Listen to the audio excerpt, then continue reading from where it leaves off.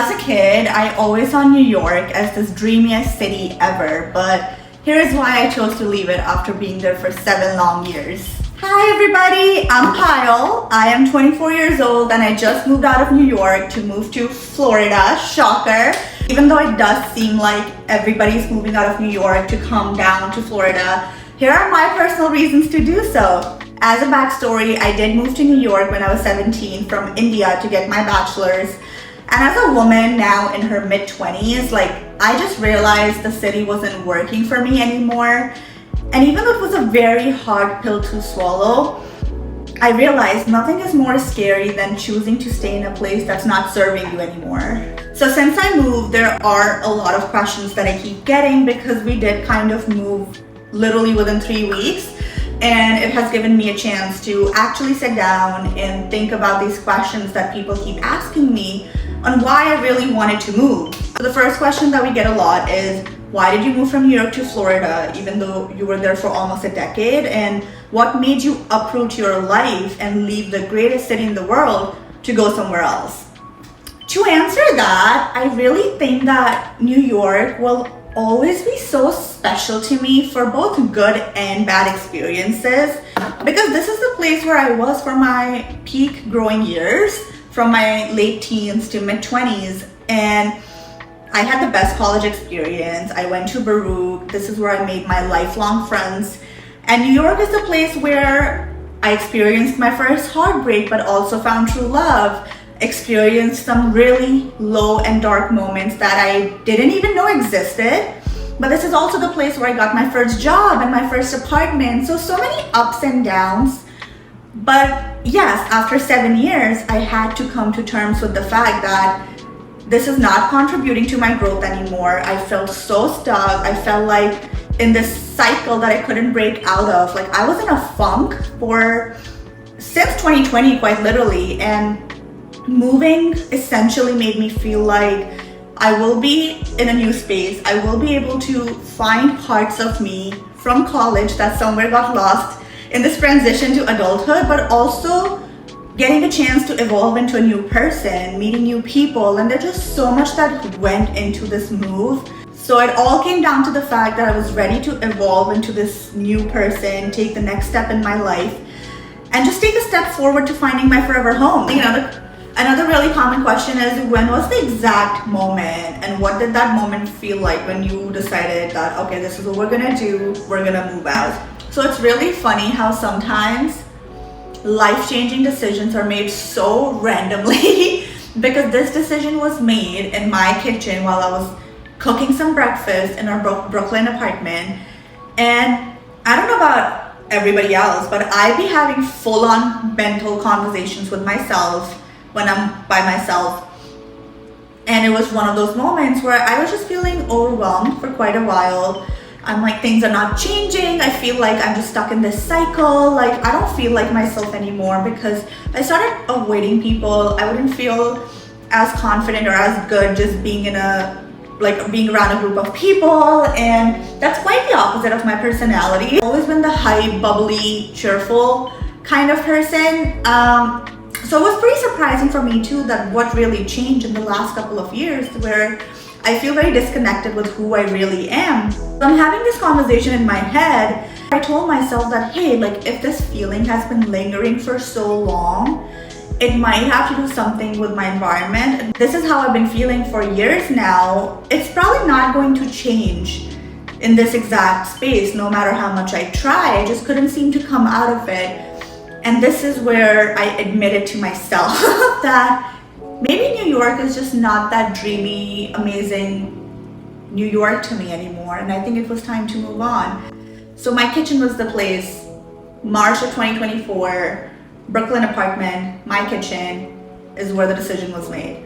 Funny enough, as I'm having these thoughts, Joe walks in, my boyfriend, and I said it out loud to him that, hey, do you want to move down to Florida this summer?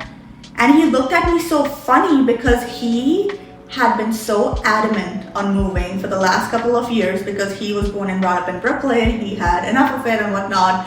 But I still had a lot of New York left in me because I just moved. And I held on to what New York meant to me so deeply that I was like, there's no way I'm moving out of New York ever.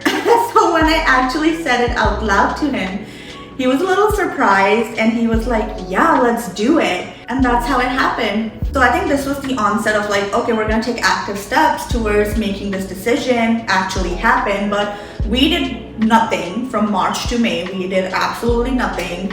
And in May is when we booked our tickets, came down to Florida.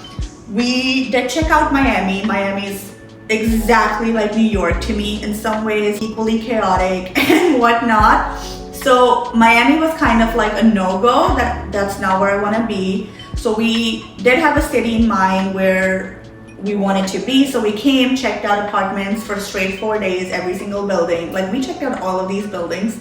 And then we ended up making a decision before we left back for New York. And that's when the excitement and the fear kicked in. That, wow, like after moving to the US, New York is all I had known, and that was about to change. I took a little break, so let's continue.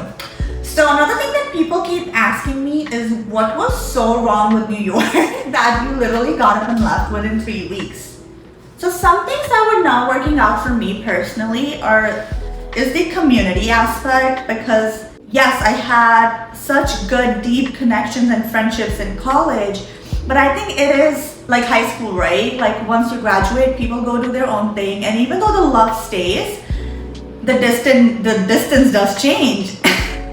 I was always at conflict with myself and my choices in New York, and I think that has to do with like being around certain people who made me feel like I don't belong enough. For example, for me in New York, I don't drink. It took me a long time to like come to terms with that, where it's like everybody around me loves drinking so much and it just seems so fun. So when I was in New York, for me it's like, even though I didn't like the taste of it or how it made me feel good, like it didn't make me feel good, and I'm a lot more fun without it. So for me, I was like, I always wanted to like it, and I would always try it and whatnot, even though I did not like it. And I think just having that constant conflict with yourself when you know this is what you like and you don't like, but you're still forcing yourself to like it.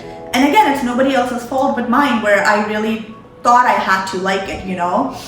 Even though I couldn't seem to change those patterns back in New York, I knew if I was in a new space surrounded by completely new people, I could show up as who I am. All my friends here, like they know I don't drink. So it's like now that's a personality trait that I was able to share so comfortably here. Because now I'm at a point where it's a lot easier to show up as who I am. Whereas in New York, there's some sort of baggage because of some sort of people that I just couldn't seem to change it. But the main reason being I wanted to start clean. I wanted a clean slate where I wanted to just be spontaneous. I wanted to be young again. I wanted to find myself again. I wanted to be who I am. And that's why we decided to get up and leave and build a whole new life together in a new city. Another question is, how did your first visit to Florida influence your decision to move here? So we first came to Florida back in 2022 as our first ever trip for Joe and me. And it's very funny because we literally live like 5 minutes away from where we stayed the first time we came, and we came the next year again, and we actually came twice. We went to Key West and we went to Orlando. So it just became a thing that we really liked Florida. We would explore new cities and like do like road trips in Florida and whatnot. So it was always a place that we knew we liked because we would, based on how much we would come here. And honestly, no other city was quite literally in competition when it came to move. So basically it was a state that we have seen so much, we like, it's still on the East Coast, very close to New York, and you know, if you wanted to go see your friends and family, it's not like a 6-hour flight, it's still pretty close. And some of our favorite like entrepreneurs who really inspire us also live in Fort Lauderdale, so that also played a part. So overall, yeah, like all these factors contributed to us moving here. And what I like the most about being here for almost a month now, and that what I have picked up, is the proximity to everything. Because as mentioned earlier, I have always wanted to live in a city which is also a small town at the same time. And it sounds so silly because how is that even possible? But you wouldn't believe me, because literally the best way I can describe where we live right now is when I go on walks, I even see the same dogs, like, where I know, like, okay, this is the same dog I saw yesterday. Same people, like the same couple coffee shops, and it gets so popping because it's still a city, but it's still like such a small town in itself that I get to see the same people a lot. Like, I'm very old school. I want to know my neighbors. I want to have like, some sort of like relationship with them where it's like, okay, if the other person needs something, they know we'll be here to help, and vice versa.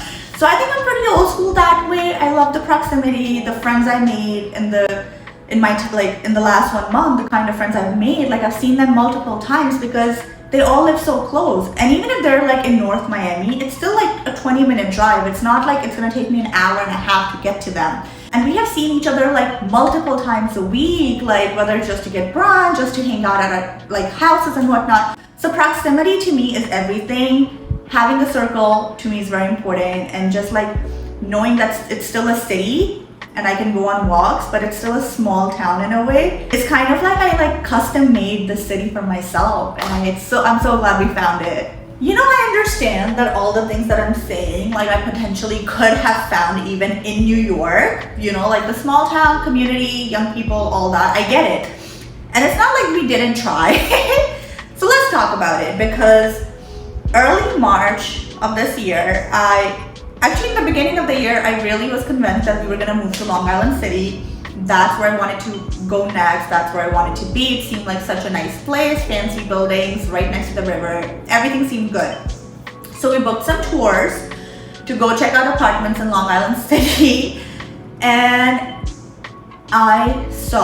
we saw the most gorgeous 2-bed, 2-bath in one of these buildings with the most gorgeous view of the city.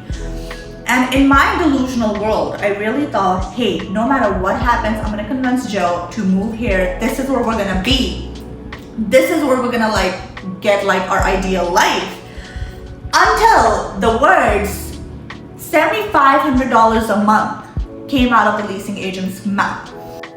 Like, I still can't process it. Like, how do people have $7,500 a month to live in a 2-bed, 2-bath? We have a 2-bed, 2-bath here. And let me tell you, it is not $7,500, and we have a pretty decent view too. So it's not like we didn't try to be in New York and still get all these things, but in some ways, uprooting our lives and moving to a new city seemed a lot cheaper than continuing living in New York and continuing looking for an apartment that had all these things. So hence the move. If I were to explain my current lifestyle, I would say it's active but slow at the same time, where I'm not rushing anything.